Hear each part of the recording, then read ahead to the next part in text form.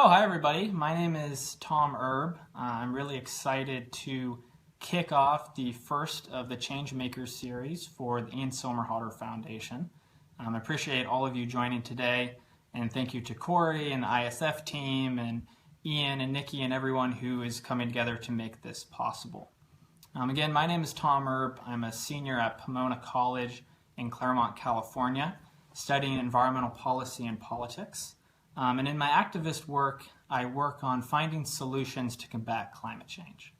So I work on a campaign called Put a Price on It and a campaign called Chirp, working on finding solutions and organizing people around solving climate change. But that's not what I'm going to talk about today. I'd be happy to get anyone involved in that who's interested. But more importantly, I'm going to talk about leadership, organizing, and kind of some of the how-tos and steps that are crucial to get started in organizing. I think ISF is a wonderful organization that's been doing a lot of work around animal activism, environmental activism, youth activism, and all the above. So we'll talk a little bit about that. Specifically, I want to talk about leadership, organizing, and developing your skill set. And I think one of the most important things you can do as an activist is figure out what your story is, right? So from all of us here in California, the United States, around the globe, wherever you are, we each have a different motivation and story as far as why we're working on our activism, right? And if you can figure out what your story is and articulate it well, then you're going to have a better chance of being able to connect with people who you may not have previously met or maybe have differences of opinions, but being able to share your story confidently is an important aspect of that.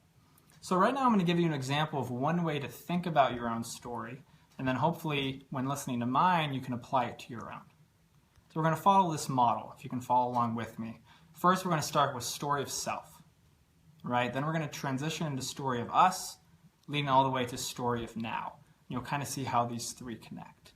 When you start with story of self, that's your own personal story, right? What motivated you to get started? Was it a person, a place, a thing, a moment? What inspired you to do what you're doing? And then story of us. How can you connect your own story to everyone across the globe, everyone you're trying to work with? How can you find a common theme or values from your own story and apply it to someone else? And then story of now. Once you've brought people together with your own story in your community, how you can drive that into actual action. Right, so let's start with story of self. As I said, I'm a 20-year-old kid in Southern California, but my story started 6 years ago when I was 15 years old. And it started with a conversation with my father.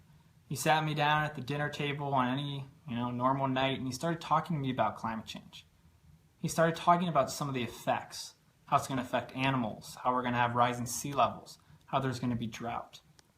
And it was terrifying. As a young kid that was just becoming exposed to some of the world's problems, I saw this as something that's going to affect my generation the most. I saw this as something that myself and my kids and my grandkids are going to face on. And that terrified me. That was a difficult moment for me. But that fear drove me to action. And that's kind of the first step, right? It was that moment. It was that conversation. It was that connection with my father that pushed me to action. So then I started organizing. And to keep it simple, where I grew up in Poway, California, it wasn't the most receptive to climate action or environmental action. So what happened is I got a lot of pushback. I got a lot of people who didn't believe in what I was trying to do.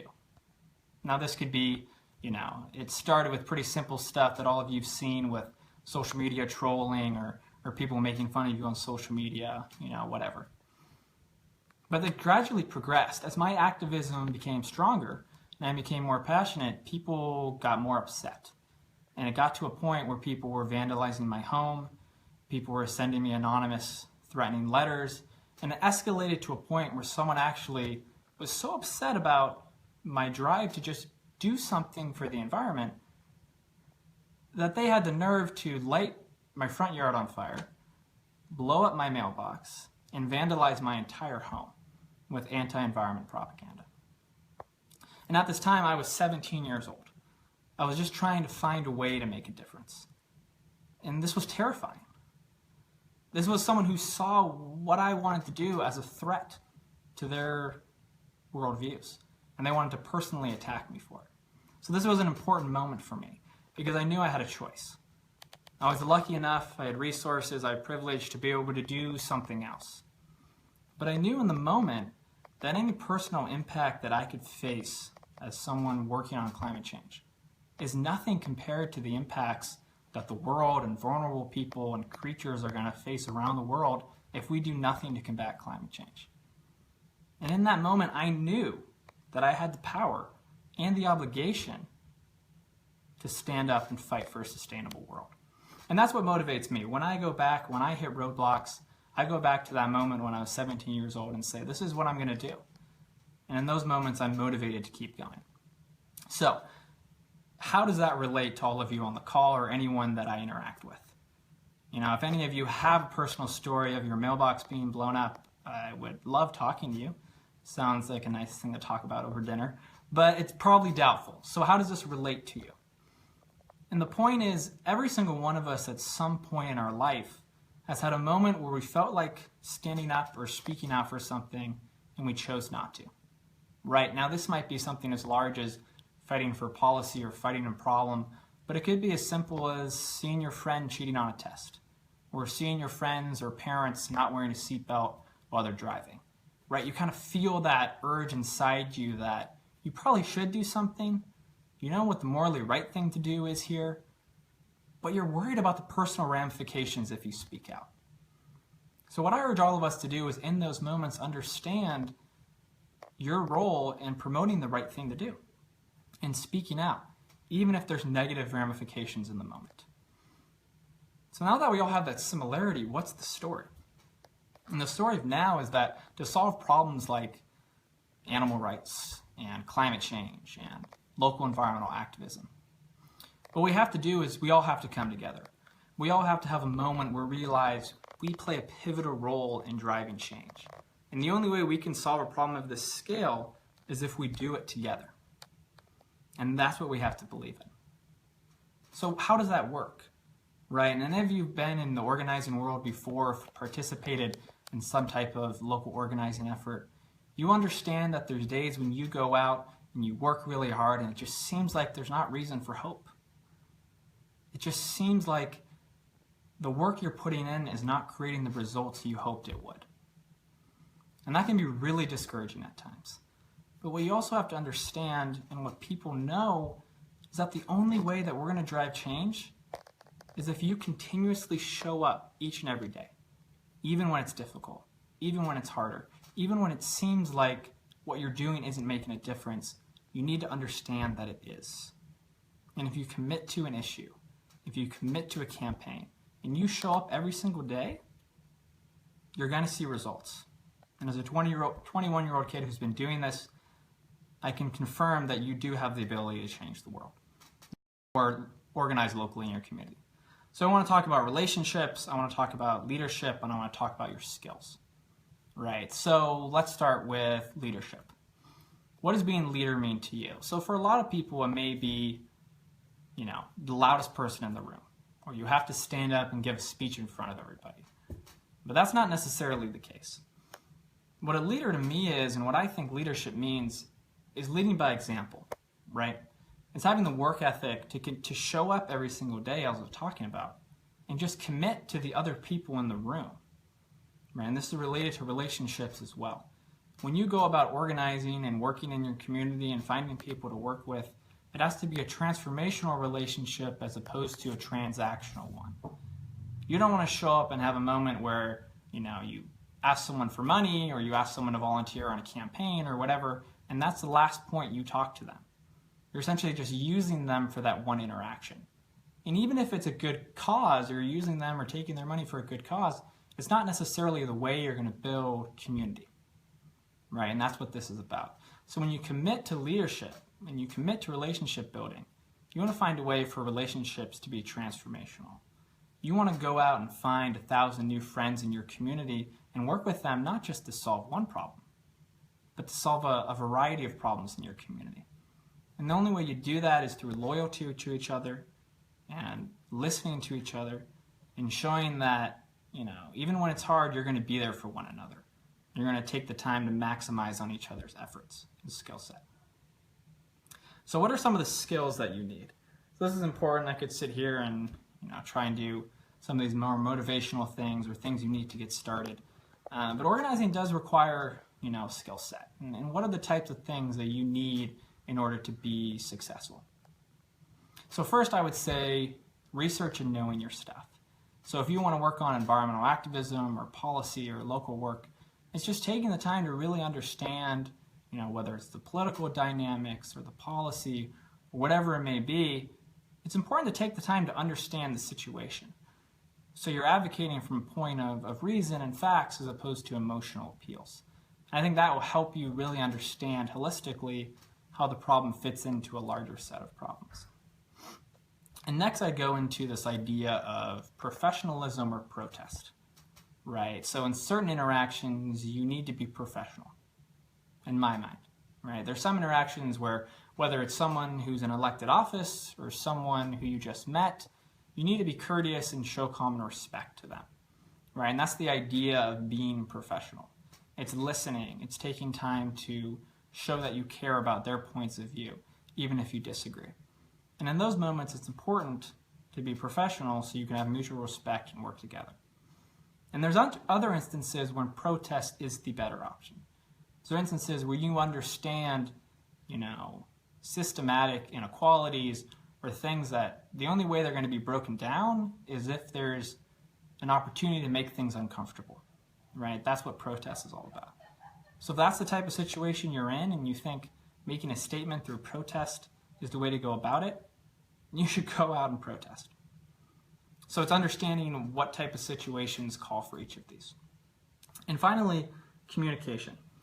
So I recommend that everyone takes the time to work on their own communication skills, right? So this is as simple as talking to someone one-on-one in a conversation, or it could be giving a speech, or it could be practicing your own story. And one of the best ways to work on your communication skills is to listen to others, right? It's being willing to ask for help, listen to other leaders who are good at doing public speaking or communication, and taking the time to polish those skills. And then next I would talk about writing. I think the ability to communicate your feelings, your emotions, and your motivations through writing is crucial to be an effective organizer. So if you can take the time to work on those types of skills, your research, your communication work, your leadership, and then the idea of professionalism versus protest, I think you'll be pretty set up to be a successful organizer in whatever issue area you're working on. So the next question is, well, where do I get started? Right? Maybe you haven't done anything in your community yet, but you're inspired and you want to get started. So this takes me back to actually a Teddy Roosevelt quote where he talks about the idea of getting in the arena. And what he talks about in this quote is it's not the idea that the people on the sideline who are trying to bring people down or find a way to nitpick at what leaders are trying to do. Those aren't the people that matter. The people that matter are the ones who are actually in the arena, right? It's the ones who are actually going out and understand that at times you're not going to be able to accomplish exactly what you want to do, but you persevere through hardship. You work through hard times, and you find a way to solve a problem. Those people who admit their faults and their shortcomings, but keep going nonetheless, are the ones that are really going to be successful at the end. So committing to that is a fundamental first step. And then I would look at finding common allies, right? We have massive problems in the world. But the important thing to remember is that we also have massive solutions that can take care of those problems. But we're not going to be able to do it on our own. We're going to have to find a way to come together with people with differences, with different points of view, backgrounds, in order to solve these massive problems. So the way for you to be successful on the local level is to find common allies, build a leadership ladder, leadership team, if you will. So if you can find friends or families or colleagues or your book club or whatever it may be, if you can find people who are willing to work on this with you, that's a very important first step. And then from there, you can figure out, what skill sets do different people have, what do people want to work on, and figure out a way to delegate roles that maximizes people's skill set. right? You don't want to be the type of leader that's always telling people what to do, rather figuring out what people want to do, how they can contribute, and making sure you're using everyone in the most effective manner in ways that they feel fulfilled. That's how you're going to build a more inclusive community when you're doing your organizing work. And then lastly, I would just talk about the importance of making clear goals, right? So like I said, we have large problems. And at times you can think about, well, maybe I'm working on environmental issues, but I need to be working on this economic issue or this social justice issue at the same time. And that can be overwhelming because of the number of problems we have. But what we need to do is commit to problems that we can solve and have clear goals and set timelines and make sure we're accountable to those goals and work to them each and every day. And then move on to the next one. But with clear goals, you're going to be a more effective organizer and be more capable of pushing the needle forward. So those clear goals, building a leadership team, and committing to showing up each and every day to be in the arena is the way that you're going to be an effective organizer. So before I open it up for questions here, because I do want to make sure we do that, I do want to tell you why I'm confident and hopeful. Because there is a lot of opportunity right now to be doubtful, to be apathetic, to not want to get in the arena, if you will. But why I'm so hopeful is honestly because of people like all of you who are on this call, people who I've met at this college, people who I've had the pleasure of working with in these different campaigns. And I fundamentally believe that we're just a collection of influences that people have had on us, right? We are a reflection of the way people have treated us, people have been willing to help us and respect us. And why I'm hopeful is because I've met people like all of you who are willing to take the steps to solve major problems. We're willing to get in the arena and work together every single day. And that's why I'm so hopeful. As a 21-year-old kid who sees climate change and sees problems in leadership and a number of things, I remain hopeful because I have had the pleasure to meet the people who are going to solve these problems. And that really includes people like all of you on the call as well. So I think that was probably a good point. It's about 20 minutes to stop and just answer any questions that you all have. I'd be happy to talk about leadership or organizing or telling your story or whatever you're interested in talking about. So I think I can scroll over here. Let's see. So if you do have questions, feel free to write them in on the call. I can look up some. Let's see here. Did you see any questions come up? Okay. So I know we do have some existing questions. Okay, so here's one. So one of the common questions that I get and we got here was, well, what do you do, if you're trying to convince someone or work someone that you're going to have a disagreement with? So maybe they have a different political view, maybe they're not, interested in participating in the same things you are. And I think that goes back to what we started with, right? It's really being able to polish your own story and finding a way to connect it with someone else. And this is a skill set, right? You have to think about, why am I working on, animal rights or environmental activism or social justice? You have to find a way to connect it to people who may not have been in that arena before or have different political views or don't understand where you're coming from. So if you can find and polish your story and find a way to connect it to something that they're interested in or they value, when you listen to them, that's a way you can find common ground. And that's something that I think has been a reason why I've been successful in this organizing work. So, any more questions? You want to read it? Sure. So Melanie Burke asked, what are some good websites to get activism advice from and maybe some other ways to get connected? Cool. Yeah, so ISF's got a number of different campaigns going on right now for environmental work and animal rights as well. But I think the point is to figure out, how you as an individual in your community can make a difference, right? And I think, if you're interested in those types of things, you can find a way to get involved in your own campaign. If you're interested in the type of stuff that I'm doing, you could go to a website called theclimatesolution.com, right? So theclimatesolution.com. that will take you to the work that we're doing on the national level. And there's a number of other campaigns as well that hopefully we can post on the Facebook page or get back to you on as well. But I think the important thing is to look into, on the local level, what type of environmental problems or whatever you're interested in there are, and there's more likely or not an organization that's probably working on it. Any more? Awesome. Another question, or a couple of them, have been about how to get the youngest members of our society involved, some safe ways for them to get involved and to get the attention of adults. Good. Well, I hope I'm a young person still. I do have a beard, but I would classify myself as a young person. But if you mean even younger, I mean, I think young people really are really empowered, especially if you're talking about environmental and climate change, because like I said, this is our future, right? We are facing a very large problem, but the way we need to look at it is it's actually a very large opportunity, right? We have an opportunity to shape our future and produce a more sustainable and equal society for all. So how young people can get involved. Be willing and confident to speak out to people who are older than you. And I think if you do what we talked about, right? If you know your research, if you work on your communication skills, and if you're confident and show up every single day, people are going to respect you. One way is there's a lot of people I go and talk, and people will think I'm like 30 years old.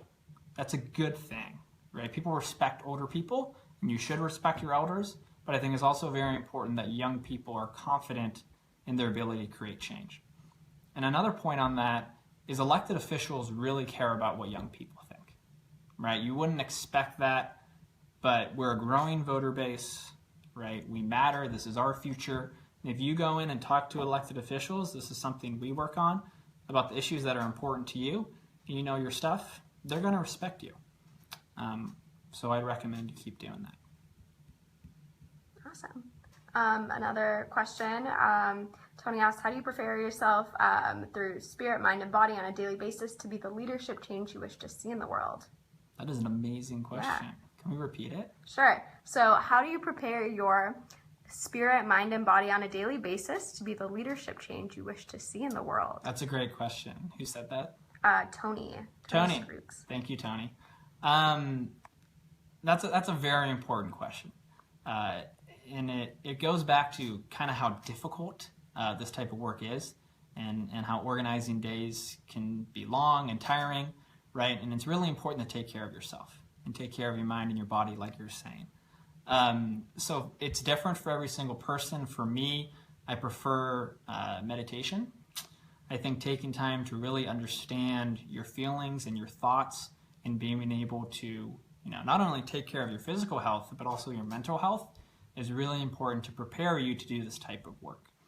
So even if you just, download an app or sit quietly somewhere and just relax and listen to your breathing, it may sound silly, but it will go a long way to helping you live a healthier life and be a better leader.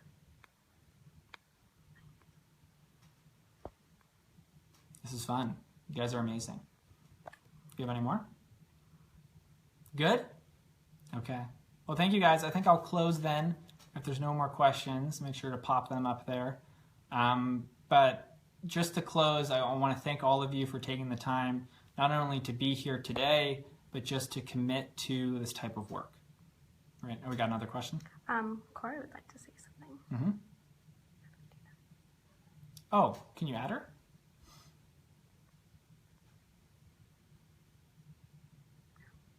Not letting her add? Mm-hmm. Let me check. 1 second. Turn this around, guys.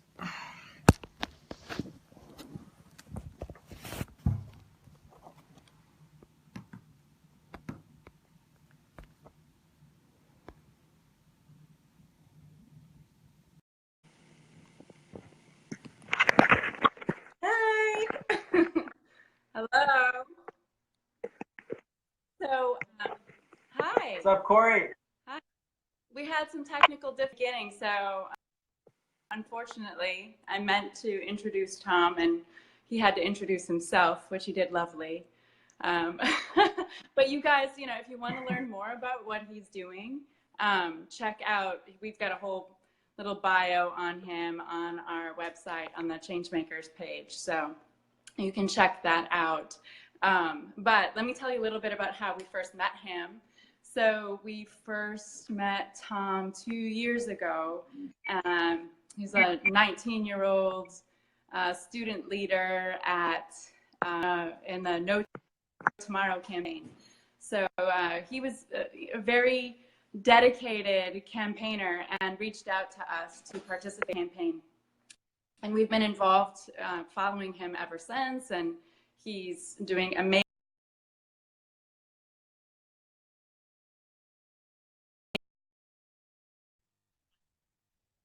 And already a senior now at Pomona College. So keep an eye on him. He's doing amazing things, which is why we have him here on the Changemakers series. So read more about him. If you want to get involved in what he's doing, contact him because he's doing awesome things. But let me tell you guys, if you are not already familiar with ISF, a little bit about what we do. Our efforts focus on wildlife and habitat conservation, youth empowerment, and grassroots action, which is why we came up with the Changemakers series. The whole goal of this really is in the efforts toward grassroots action to bring experts, educators, activists, scientists together to talk to us about what they know about and help create leaders, and thereby making you guys the change makers, really. So if you want to learn more about change makers, if you know of somebody you think would be a great change maker to bring on to our series, go to our website, isfoundation.com. And you know, there's under Grassroots Action, there's a button that talks about change makers and a little way to be able to email us and talk to us about what you think and any suggestions you have. So thank you all for joining us, and you know, this has been awesome. So I don't have anything else to say. You can get rid of me, Tom. But that's all I want. No? Okay, well, we'll do a split screen here as we close, Corey. Thank you. Thank you for having me. Thank you all for joining us today. Definitely recommend going to the ISF website and checking out some of the stuff we're doing, and just keep showing up every single day. You can all change the world.